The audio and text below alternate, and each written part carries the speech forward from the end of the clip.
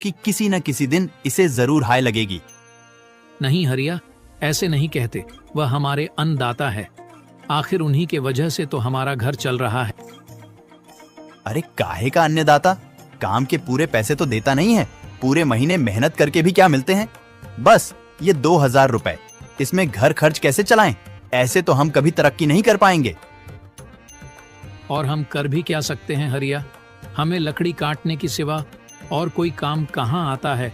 और कोई काम खोलना भी चाहे तो उसके लिए हमारे पास इतने पैसे कहाँ हैं? अब जो भी हो, हमारा तो बस ये सेठ लालचंद ही सहारा है ना। कुछ देर बातें करने के बाद अपने घर की ओर निकल पड़ते हैं। जी आ गए आप। कितनी पगार मिला है? सुमन, इस बार सेठ जी ने बस 2500 रुपए ही दिए हैं। बस 2000? इतने में कैसे घर चलाएंगे? बच्चों की फीस में ही 1000 रुपए निकल जाएंगे। फिर 1500 में क्या क्या करेंगे?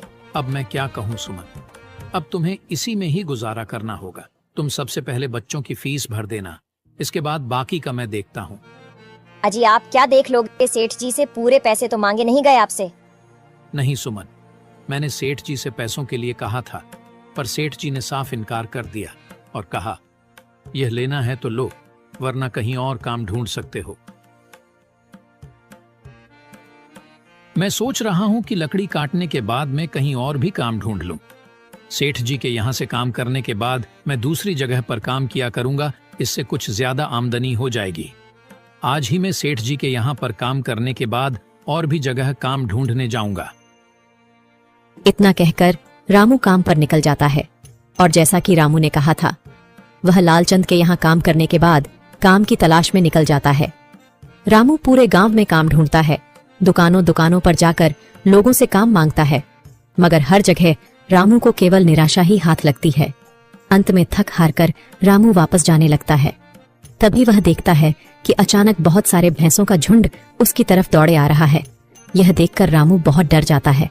वह इधर उधर देखता है तो उसे एक गुफा दिखती है और वह गुफा में जाकर छुप जाता है।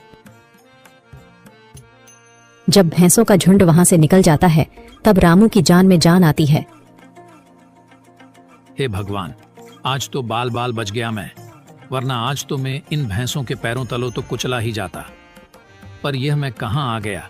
रामू यह सब सोच ही रहा था कि तभी उसकी नजर गुफा में रखी एक टोकरी पर जाती है।